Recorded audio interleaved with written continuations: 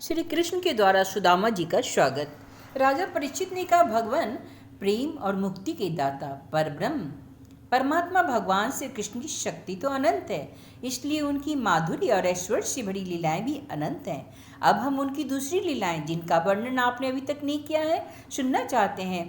ब्राह्मण, यह जीव विषय सुख को खोजते खोजते अत्यंत दुखी हो गया है। वे बाण की तरह इसके चित्त में चुभते ही रहते हैं। ऐसी स्थिति में ऐसा कौन सा रसिक रस का विशेषज्ञ पुरुष होगा जो बार बार पवित्र कीर्ति भगवान श्री कृष्ण की मंगलमयी लीलाओं का श्रवण करके भी उनसे विमुख होना चाहेगा।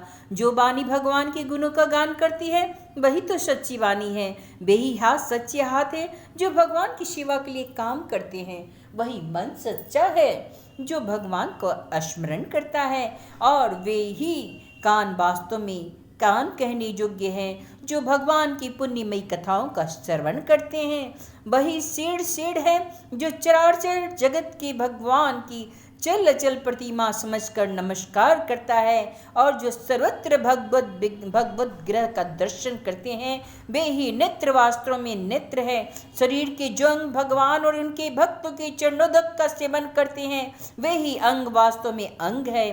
सच पूछिए, उन्हें होना ही सफल है। उन ऐसे ही अंगों का होना ही सफल है। सूत जी कहते हैं, शौनक जी ऋषियों, जब राजा परीक्षित ने इस प्रकार प्रश्न किया तब भगवान सुखदेव जी का हृदय भगवान श्री कृष्ण में ही तल्लीन हो गया। उन्होंने परीक्षित से इस प्रकार कहा।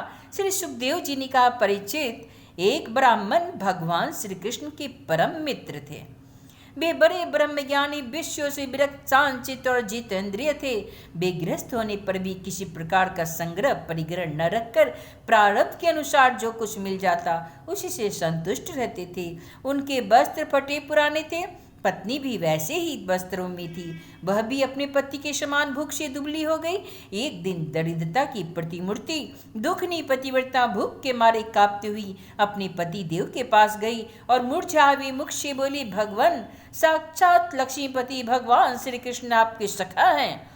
वे भक्त वांछा कल्प तरु शरणागत वत्सल और ब्राह्मणों के परम भक्त है। परम भाग्यवान ही आर्यपुत्र, वे साधु संतों के सत्पुरुषों के एकमात्र आश्रय हैं। आप उनके पास जाइए। जब वे जानेंगे कि आप कुटुंबी हैं और अन्न के बिना दुखी हो रहे हैं तो वे आपको बहुत सा धन देंगे। आजकल वे भोज, वृष्ण और अंधक वंशी यादवों के स्वामी के रूप में द्वारिका में ही निवास कर रहे हैं और इतने उदार हैं कि जो उनके चरण कमलों का स्मरण करता है उन प्रेमी भक्तों को वे अपने आप का दान तक कर डालते हैं। ऐसी स्थिति में जगत गुरु भगवान श्री कृष्ण अपने भक्तों को यदि धन और विषय सुख दे तो यह तो अत्यंत वांछनीय है ही नहीं। दे दे तो इसमें आश्चर्य की कौन सी बात है। इस प्रकार जब उन ब्राह्मण देवता की पत्नी अपने पति देव से कई बार नम्रतापूर्वक प्रार्थना की तब उन्होंने सोचा, धन की तो कोई बात नहीं, परंतु इस बहाने भगवान श्री कृष्ण का दर्शन तो हो जाएगा। चलो, जीवन का यही बहुत बड़ा लाभ है। यही विचार करके उन्होंने जाने का निश्चय किया और अपनी पत्नी से बोले, हे कल्याणी, घर में कुछ भेंट देने योग्य वस्तु है क्या? यदि है तो दे दो। तब उस ब्राह्मणिक ने पास पड़ोस के ब्राह्मणों के घर से 4 मुट्ठी चिवड़े मांगकर एक कपड़े में बांध दिए और भगवान को भेंट देने के लिए अपने पति देव को दे दिया। इसके बाद वे ब्राह्मण देवता उन चिवड़ों को लेकर द्वारिका के लिए चल पड़े। वे मार्ग में यह सोचते, मुझे भगवान श्री कृष्ण के दर्शन प्राप्त होंगे तो कैसे। परीक्षित, द्वारिका में पहुंचने पर वे ब्राह्मण देवता दूसरों ब्राह्मणों के साथ सैनिकों की 3 छावनियां और 3 डोरियां पार करके भगवत धर्म का पालन करने वाले अंधक और वृष्णिवंश यादवों के महल में, जहां पहुंचना अत्यंत कठिन है, जा पहुंचे। उनके बीच भगवान श्री कृष्ण की 16,000 रानियों के महल थे। उनमें से एक में उन ब्राह्मण देवता ने प्रवेश किया। वह महल खूब सजा सजाया अत्यंत शोभायुक्त था।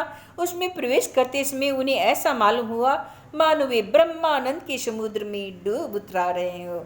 उस समय भगवान श्री कृष्ण अपनी प्राण प्रिया रुक्मणी के पलंग पर विराजे हुए थे। ब्राह्मण देवता को दूर से ही देखकर वे सहसा उठ खड़े हुए और उनके पास आकर बड़ी आनंद से उन्हें अपनी भुज पास में बांध लिया। परीक्षित, परमानंद स्वरूप भगवान अपने प्यारे सखा ब्राह्मण देवता के अंग स्पर्श से अत्यंत आनंदित हुए। उनके कमल के समान कोमल नेत्रों से प्रेम के आंसू बरसने लगे। परीक्षित, कुछ समय के बाद भगवान श्री कृष्ण ने उन्हें ले जाकर अपने पलंग पर बिठाया और स्वयं पूजन की सामग्री लाकर उनकी पूजा की। प्रिय परीक्षित, भगवान श्री कृष्ण सभी को पवित्र करने वाले हैं, फिर भी उन्होंने अपने हाथों से ब्राह्मण देवता के पांव पखाड़कर उनका चरणोदक अपने सिर पर धारण किया और उनके शरीर में चंदन, अर्गजा, केसर आदि दिव्य गंधों का लेपन किया। फिर उन्होंने बड़े आनंद से सुगंधित धूप प्रतिपावली से अपने मित्र की आरती उतारी। इस प्रकार पूजा करके पान एवं गाय देकर मधुर वचनों से भले पधारे ऐसा कहकर उनका स्वागत किया। ब्राह्मण देवता फटे पुराने वस्त्र पहने हुए थे, शरीर अत्यंत मलिन और दुर्बल भी था, देह की सारी नसें दिखाई पड़ती थी। स्वयं भगवती रुक्मणी जी चमड़ डुलाकर उनकी सेवा करने लगी। अंतःपुर की स्त्रियां यह देखकर अत्यंत विस्मित हो गई। पवित्र कीर्ति भगवान श्री कृष्ण अतिशय प्रेम से इस मैले कुचेले अवधित ब्राह्मण की पूजा कर रहे हैं। वे आपस में कहने लगे, इस नरंग धरंग निर्धन, निंदनीय और निकृष्ट पुरुष में ऐसा कौन सा पुण्य किया है जिससे त्रिलोक के गुरु श्रीनिवास श्री कृष्ण स्वयं इसका आदर सत्कार कर रहे हैं। देखो तो सही, इन्होंने अपने पलंग पर सेवा करती हुई स्वयं लक्ष्मी रूपनी रुक्मणी जी को छोड़कर इस ब्राह्मण को अपने बड़े भाई बलराम के समान हृदय से लगाया है। हे प्रिय परीक्षित, भगवान श्री कृष्ण और वे ब्राह्मण दोनों एक दूसरे का हाथ पकड़ के अपनी पूरे जीवन की उन आनंददायक घटनाओं का स्मरण और वर्णन करने लगे जो गुरुकुल में रहते समय उनके साथ घटित हुई थी। भगवान श्री कृष्ण ने कहा, धर्म के मर्मज्ञ ब्राह्मण देव, गुरु दक्षिणा देकर जब आप गुरुकुल से लौट आए तब आपने अपने अनुरूप स्त्री से विवाह किया या नहीं? मैं जानता हूँ कि आपका चित गृहस्थी में रहने पर भी प्राय विषय भोगों में आसक्त नहीं था। विद्वान, यह भी मुझे मालूम है कि धन आदि में भी आपकी कोई प्रीति नहीं। जगत में बिरले ही ऐसे होते हैं जब भगवान की माया से निर्मित विषय संबंधी वासनाओं का त्याग कर दे और चित्त में विषयों का तनिक भी वासना न रहने पर भी केवल मेरे समान लोक शिक्षा के लिए कर्म करते रहे। ब्राह्मण शिरोमणि, क्या आपने उस समय की बात याद है जब हम दोनों एक साथ गुरुकुल में निवास करते थे? सचमुच गुरुकुल में तो दुजातियों को अपने ज्ञातव्य वस्तु का ज्ञान होता था जिसके द्वारा वे अज्ञानांधकार के पार हो जाते थे। मित्र, इस संसार में शरीर का कारण जन्मदाता पिता प्रथम है, फिर गुरु है, इसके बाद उपनयन संस्कार करके सत्कर्मों की शिक्षा देने वाला दूसरा गुरु है। वह मेरे ही समान पूज्य है। तदंतर ज्ञान उपदेश करके परमात्मा को प्राप्त कराने वाला गुरु तो मेरा स्वरूप है। वर्णाश्रमों के ये 3 गुरु होते हैं।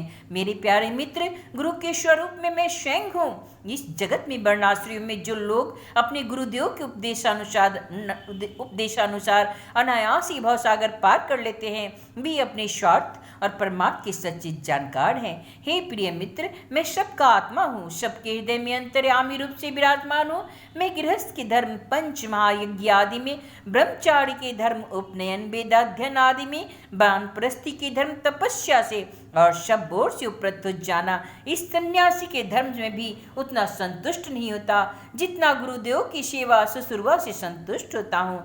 ब्राह्मण, जिस समय हम लोग गुरुकुल में निवास कर रहे थे उस समय की बात आपको याद है क्या? जब हम दोनों एक दिन हमारी गुरुपत्नी ने ईंधन लाने के लिए जंगल में भेजा था, उस समय हम लोग एक घोर जंगल में गए हुए थे और बिना ऋतु के ही बड़ा भयंकर आंधी पानी आ गया। आकाश में बिजली कड़क रही थी, सूर्यास्त भी हो गया, चारों ओर अंधेरा ही अंधेरा, धरती पर पानी ही पानी, कहाँ गड्ढा कहाँ किनारा इसका पता न चल रहा था।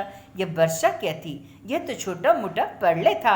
आंधी के झटकों और वर्षा की बौछारों से हम लोगों को बड़ी पीड़ा हुई, दिशा का ज्ञान न रहा। हम लोग अत्यंत आतुर हो गए और एक दूसरे को हाथ पकड़ के जंगल में इधर उधर भटकते रहे।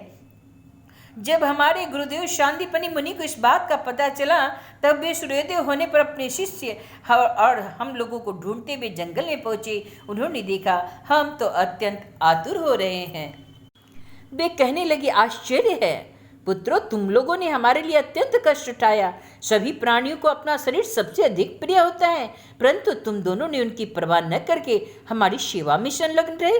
गुरु के ऋण से मुक्त होने के लिए सत शिष्यों का इतना ही कर्तव्य है कि वे विशुद्ध भाव से अपना सब कुछ और शरीर भी गुरु की सेवा में समर्पित कर दे। दुष्ट शिरोमणियों, मैं तुम लोगों से अत्यंत प्रसन्न हूँ। तुम्हारी सारी मनोरथ, सारी अभिलाषाएं पूर्ण हो और तुम लोगों ने हमसे जो वेद अध्ययन किया है वह तुम्हें सर्वदा कंठस्थ रहे तथा श्लोक एवं परलोक में कहीं भी निष्फल न हो। प्रिय मित्र, जिस समय हम लोग गुरुकुल में निवास करते थे, हमारे जीवन में ऐसी ऐसी अनेकों घटनाएं घटित हुई। इसमें संदेह नहीं कि गुरुदेव की कृपा से ही मनुष्य शांति का अधिकारी होता है और पूर्णता को प्राप्त करता है। हे ब्राह्मण देवता ने कहा, देवताओं के आराध्य देव जगत गुरु श्री कृष्ण, भला अब हमें क्या करना बाकी है, क्योंकि आपके साथ जो सत्य संकल्प परमात्मा है, हमें गुरुकुल में रहने का सौभाग्य प्राप्त हुआ। हे प्रभु, छंदोमय वेद धर्म अर्थ काम मोक्ष चतुर्विध पुरुषार्थ के मूल स्रोत हैं और वे हैं आपके शरीर।